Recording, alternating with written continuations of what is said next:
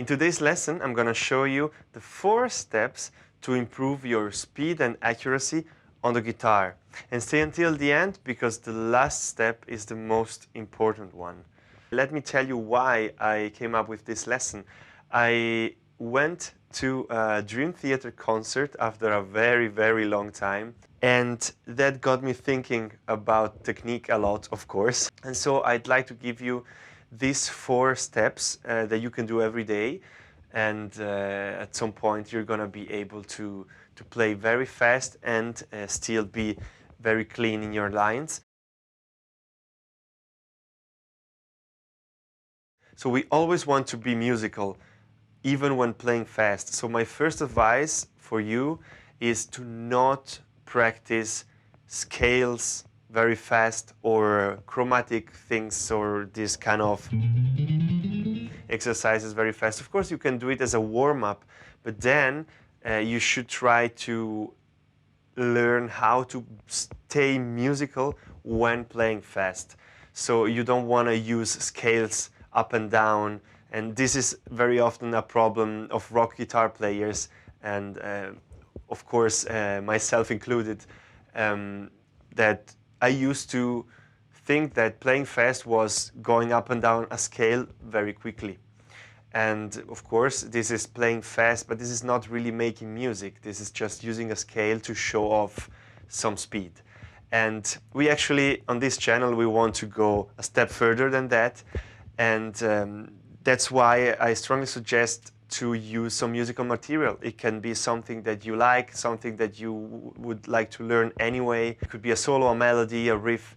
And so let's take something, for example, talking about Dream Theater.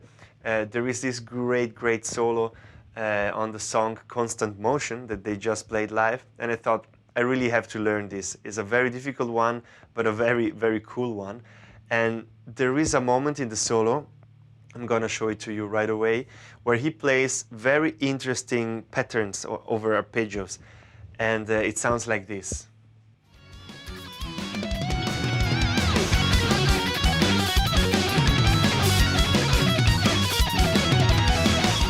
So that is already the first step. You take something musical. You use something musical and not scales or chromatic exercises. And then, of course, the second step is crucial, which is use the metronome. But now, how can you work with the metronome in order to play fast? And let me show it to you. So one of the very important things that nobody wants to hear is that if you want to play something fast, you need to really be able to play it slow. So you heard the piece is very fast. So this is very slow compared to the original tempo, but we can already start with that tempo and try to play the arpeggio as clean as possible. So that would be 1, 2, 3, 4.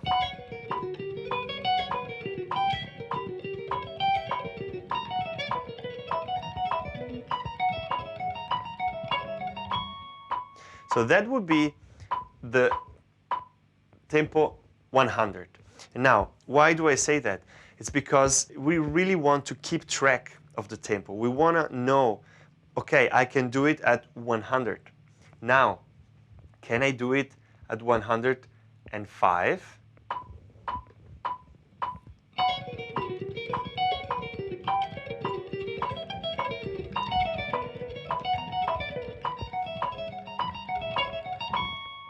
All right?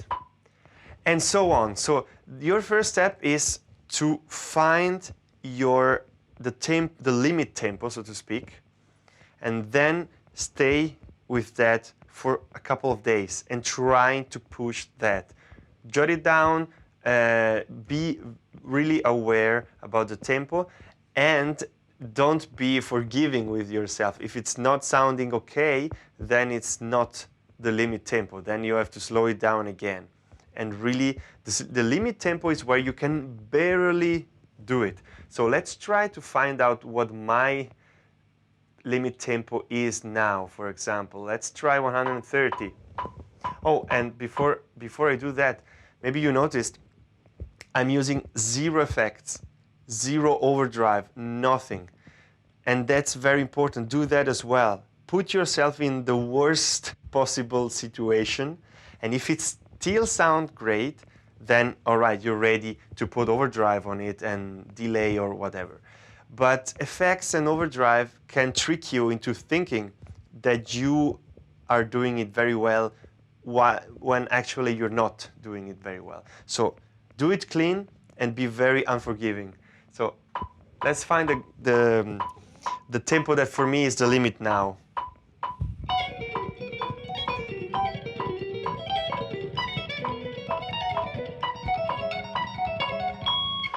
Okay, there was a little mistake already, but I think I can do it like that. So maybe let's do it a little faster.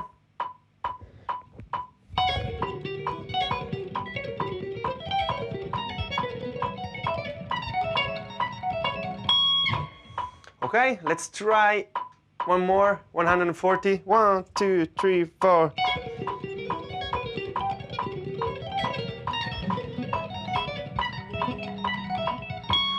I would say that for the moment, this is my limit tempo, 140. So I don't have to speed it up much more. The original tempo is not much quicker, but still it's not there yet. So that would be the second step I would do. And the third step is that you need to keep doing this. So you have to work on your stamina. You have to work on being relaxed while doing this and being able to repeat it over and over again and do it every day, because the more you do it, the better your finger know where to go, so to speak.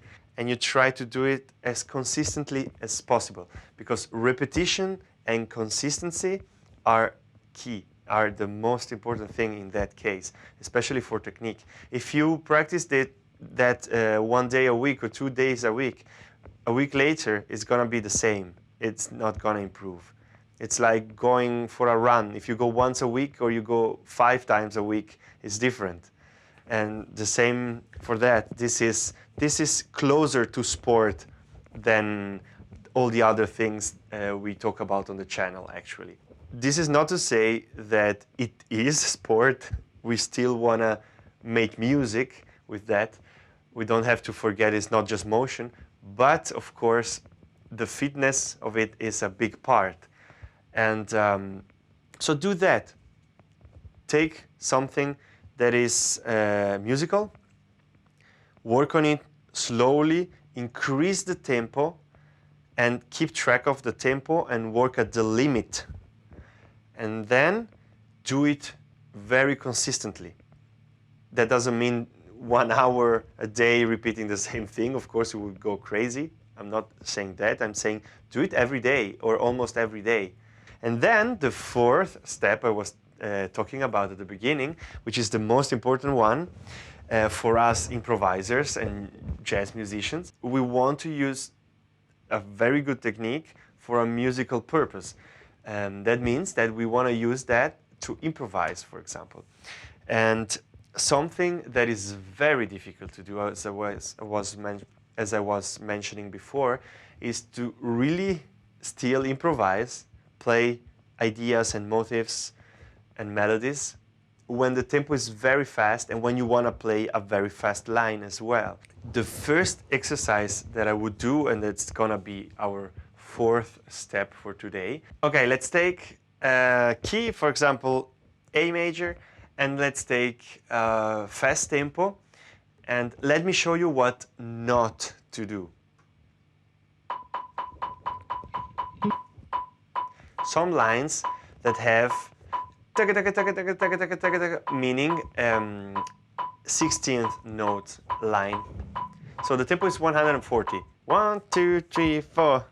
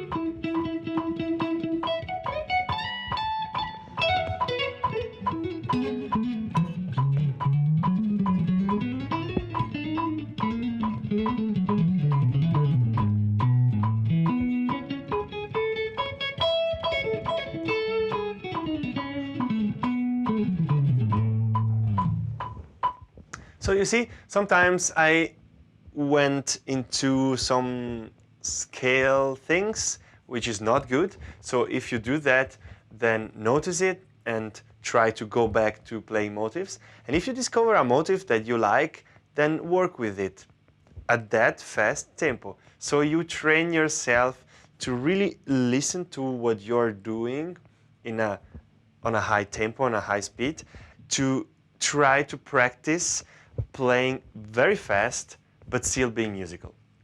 So I hope that this was helpful, and really, as you can hear, I have zero effects, zero overdrive. Try to do that. It's gonna be brutal.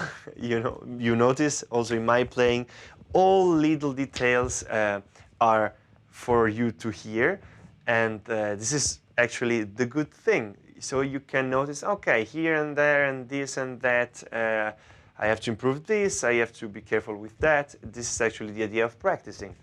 And if you like what you see here, then you can maybe check out my Patreon channel. The link is in the description.